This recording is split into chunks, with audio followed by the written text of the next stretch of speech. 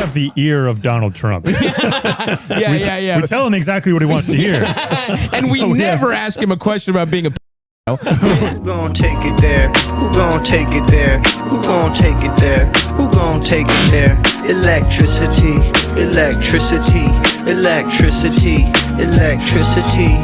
You know what's all right, so Stavros Halkias did a podcast with Joe List and his other regular JP McDade. Pretty normal stuff. This is a typical podcast for them, except political topics came up here a little bit more often than they normally would. Stavros isn't quite afraid to get into those subjects. Joe List seems to want to avoid it completely. JP McDade, I don't know as much about, but I know that he's made jokes about it with Stav before, and I've seen him in a few places, and he makes some interesting comments here. They move on from it pretty quickly. It's not like they dwell on it a lot in this episode, but it was some interesting things that they said. Essentially, Joe seems like he's considering moving to Austin. Joe List is one of the more well-known comics in the New York scene. He's been around for a little while. Did some work with Louis C.K., which is questionable whether or not that helped or hurt his career. I don't really know, but he's a good comedian, gets a lot of respect from his peers, and like I said, usually is pretty coy about like what he actually believes politically. I've heard some slightly reactionary stuff from him, but I also think he's kind of just a liberal. So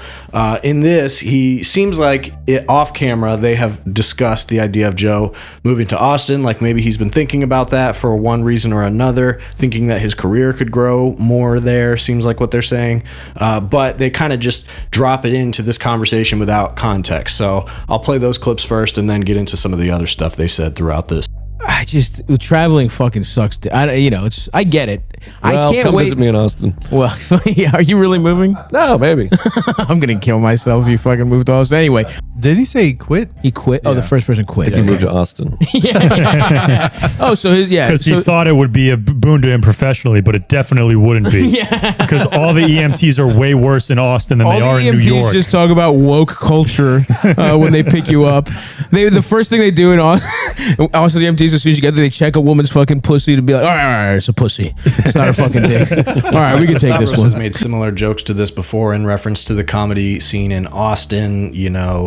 Austin trans brain is a phrase coined by him in reference to Jordan Jensen, even though she's not from Austin. It's kind of this prevailing sentiment, especially amongst the Austin scene, because growingly there seems to be an understanding that the audiences there are primed for that type of shit, for stuff about trans people, stuff about minorities, slurs, really cruel humor. And so that often is what people are deriding when they're talking about the Austin comedy scene, as well as this idea that it's like hack, right? That these are comedians who are not putting in that much effort into what they're doing because the ground is so ripe for this just racist type of humor that as long as you play off of that and do it in a way that's mildly charismatic, the audiences respond well to it, and you can essentially just revel in these cruel forms of comedy, which it's natural that people outside of that would look at that and be like, that's kind of gross. And I think there's a natural tendency in comedy or any creative world to kind of look at other scenes and pick them apart in a way that you wouldn't necessarily do to your own scene. But I think there's no dispute that New York, the comedians there seem to have better perspective, in my opinion. The stuff that emanates out of Austin and the stuff that they talk about there just doesn't, it has cultural power in the sense that there's a lot of people who show up for that right wing and kind of racist humor, but it doesn't have the type of thoughtfulness that I personally enjoy from comedians. And not to say nobody there does, but it just doesn't seem like that's what the audiences there are uplifting. So I think part of the temptation to go there is the idea that, well, if I go to a place that's a little bit lower brow in terms of comedy, I can coast a little bit. And I've also heard the argument that what's happening in these, mothership rooms or whatever is that they are, working out material. They're working on these jokes that are more edgy or more hateful or racist or whatever. But it's like it's a safe space for them to do that, right? The space has been created for them to go to those places, and that's what the audiences want. So I don't know. That appeals to some comedians, I guess. I wouldn't think that Joe List is one of the ones who it does, and maybe he's not that serious about moving there. But like I said, it seems like they're hinting that what he said about about it is he feels like that could lift the cap on his career because he's a really great comedian. Maybe the ticket sales aren't doing as well as he wants compared to some of his peers like Stavros. Some of the comments he makes throughout this podcast is like, oh, going on Stavros is when you get the real exposure, not in comparison to somebody like Joe Rogan or whatever, but just, Stavros has a huge fucking platform, more than most comedians. I think that's mostly because of Cumtown. It's the same thing that kind of floats Adam Friedland's operation. They just had an enormous fucking audience and a lot of cultural power behind that. So I want to get to the dynamics of that a little bit later, as well as the like right wing versus left wing flavors of it. But another thing that they reference here is sort of in reference to the Austin comedy scene, but more so just certain comedians in general. They kind of go in on the idea of not only these comedians sitting with Trump and kind of bootlicking him, not asking any tough questions, as well as seeming to have his ear at the moment, but also this idea that comedians are on like the forefront of free speech, the last bastions of free speech. So here's them mocking that a little. You're claiming stand-up doesn't matter? We're the last defense before tyranny. We are defenders of the Constitution. We're at the wall with fucking turrets keeping out the barbarians. We have the ear of Donald Trump. Yeah. We tell him exactly what he wants to hear. And we never ask him a question about being a we're obsessed with stand politely behind him. Was there. We don't ask him about it. And accept whatever answer he gives. And then even if we do, we're like, oh, that makes sense, and don't press him. But and then we go, shit, bro, damn, bro, that's crazy, bro. Shit, I ain't even think about it like that, bro. My white ass ain't think about it like that, bro. But we have his ear. You're right, Joe. We are the last bastion of free speech. Yeah, so a good impression from JP McDade here. I think that's kind of making fun of Theo Vaughn, but not exactly. I don't know. It's more of like a general vibe that you get. I also kind of felt like he was referencing the Nelk boys there, but it probably wasn't that particular. Just this general vibe of like dopey, affable comedians who just kind of sit across from Trump or JD Vance and don't really ask any challenging questions, kind of just allow them to pave their reactionary narrative, which, has reflections on the reactionary style of comedy that's becoming popular now. So it's good to see them talking about this. They were slightly coy. Stavros does this where he'll bring the stuff up, take a couple shots, and then move on quickly. Doesn't seem like he wants to dwell on it or give people like me too much to talk about. But at the same time, his stance on this stuff is pretty clear. I also think he wants to maintain some of these relationships. He wants to take some shots in the Tony Hinchcliffe, Joe Rogan direction, but he's also been on Joe Rogan. He has benefited from that audience as much as anybody. And, when he did talk to him, they got into it a little bit. I think they went back and forth about immigration stuff. Joe, I remember saying the same stuff about how immigrants shouldn't be getting entitlements and stuff. And, Stavros might have pushed back a little bit, but not that much, still wants to maintain that relationship. And similarly to Ben Burgess, who is a philosopher and YouTube commentator that also went on Joe Rogan, a leftist, took a very, gloves on approach, like not having a super contentious conversation, trying to get through to him on a couple things, but really just having a reasonable debate. I can understand the temptation to do that. I think it kind of is past that point with Joe Rogan. I think that he is swimming in so much reactionary stuff and has taken in so much right-wing framing as his worldview that I don't see how you could sit across from him and not like really want to challenge him on some of that stuff unless you're just not a very political type of person. So I imagine Stavros probably feels the same way. I also imagine that if he got the offer to come on there again, he'd probably take it. So that's like the final level, right? The final boss level of this being willing to challenge the Rogan sphere is like going on Joe Rogan, getting past the hurdles of getting on the show itself, and then challenging him to his face about this stuff and not letting it go, which is something that only a few people have done. Nobody really. But Stavros, has a decent amount of clout. First of all, he's one of these comedians who doesn't need that, so he can afford to take some shots. He doesn't really need that Rogan audience, doesn't need to be able to go on that podcast if he's in the area, for example. I don't know if he's performed at the mothership. I'm sure he has. But the other thing, the most important aspect of this to me is like how these things shift, and then, there's this sort of like non-objective nature to it, because as leftists, we have the worldview that we have, and I think that it tends to be a result of just being exposed to more information.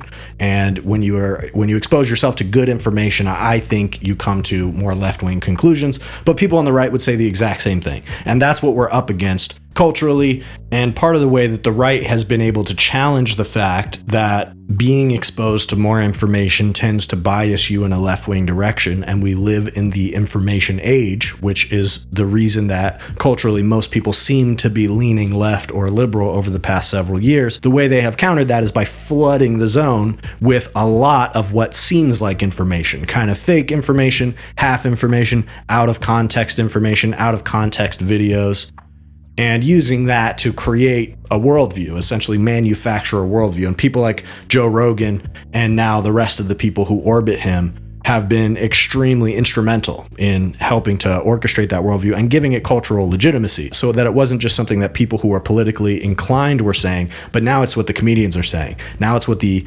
entertainers that you want to listen to are saying, and it makes it feel like a little edgy or naughty. It's the thing that you're, being told you shouldn't be listening to. So another thing that they get into is this moment that went viral with this comedian. They say he's from Canada, but he's also like a Mothership regular, apparently. So he's, pretty much a right-wing American comedian at this point, although I guess he comes from Canada. But he went viral for this stupid crowd work clip where he's mocking this girl, saying that she's triggered, even though she didn't really react to anything that he said.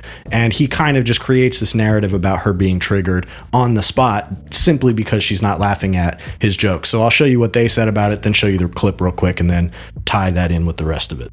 I'm a comedy Republican. I am a overall leftist, but I'm a comedy Republican. Earn your own keep, okay? No fucking handouts. Well, that's the thing about comedy. Everyone was like, hey, we're getting rid of all these gatekeepers, which we did, but now the comedians are the gatekeepers. And we're maybe the stupidest people We're of all worse time. at gatekeeping than the gatekeepers ever were. A computer programmed by people that don't understand humanity are now the gatekeepers. That's true. Like, they decide what goes fucking viral.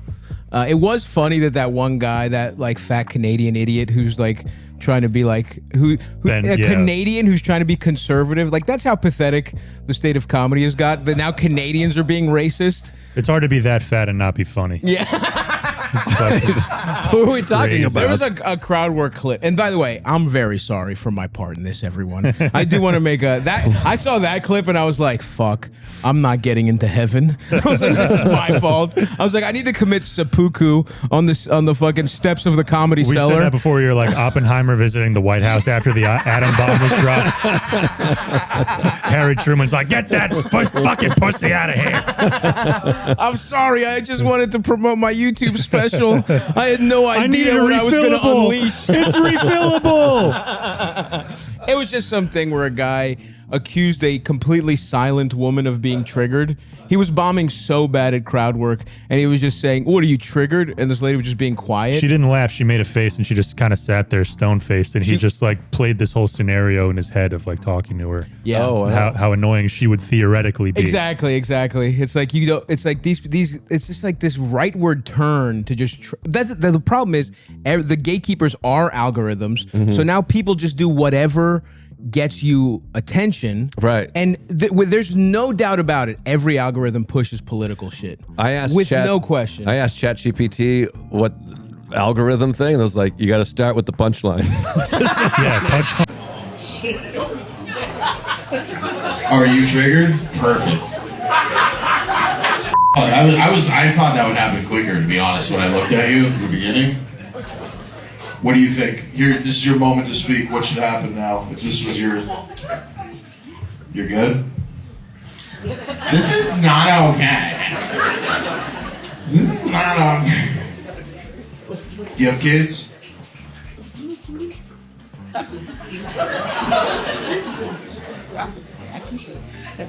Look, we could do this the easy way.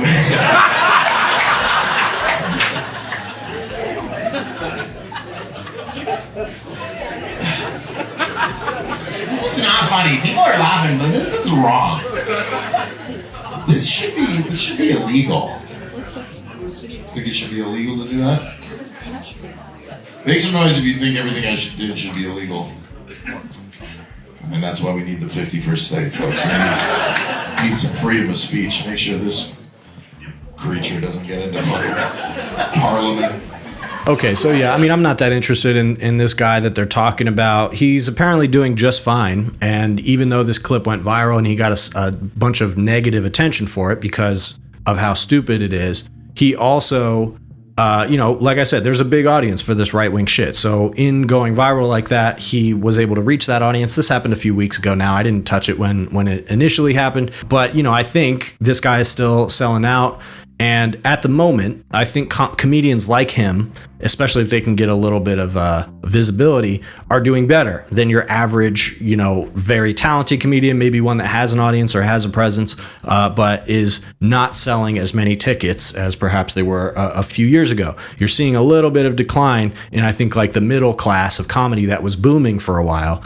And there are some people that have pulled themselves up. I think some of those people that are on the upper level maybe aren't doing as well financially as they would like to be, and that may be the motivation for somebody like Joe List to maybe move to Austin, where there could be some new opportunity, or just being near Joe Rogan and joining that cohort. I can't imagine that he would be interested in doing that unless he feels like he has some things to say to add to that narrative down there, and maybe some material that would be responded to in that audience. So he hasn't said enough about moving there, from what I can tell, to make that fair to say. But I mean, I think that would be the impression a lot of the audience would be left with. He would be kind of going towards a more right-leaning audience.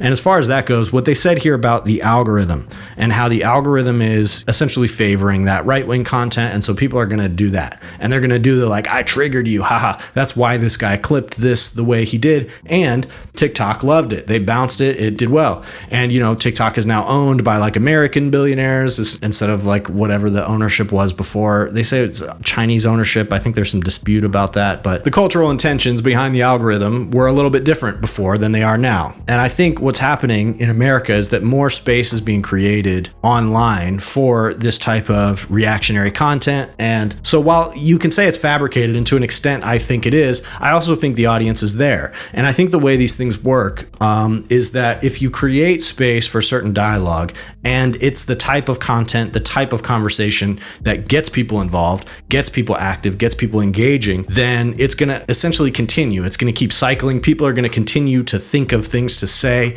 and find ways to keep the discourse going. And I think the best example of this is on TikTok, where you see excess in every direction. Doesn't matter what political faction you're talking about, you'll see people saying ridiculous things, taking things ridiculously out of context, thousands and thousands of videos. And I think for a while, the left-wing content was being more favored than the right-wing content. So even though these are like moderate to reactionary, liberal-owned platforms like Facebook and Twitter, they felt a little bit safer allowing some of those left-wing conversations to flourish on their platform than the right-wing conversations. And so they favored that type of language less, which you could argue led to some excesses in terms of people's rhetoric on the left, or, having unproductive racial conversations or whatever. Whether you think that's true or fair or not, that is what people are reacting to when they prefer this more reactionary content. So now I think platforms like Twitter, ever since Elon bought it, as well as the new American version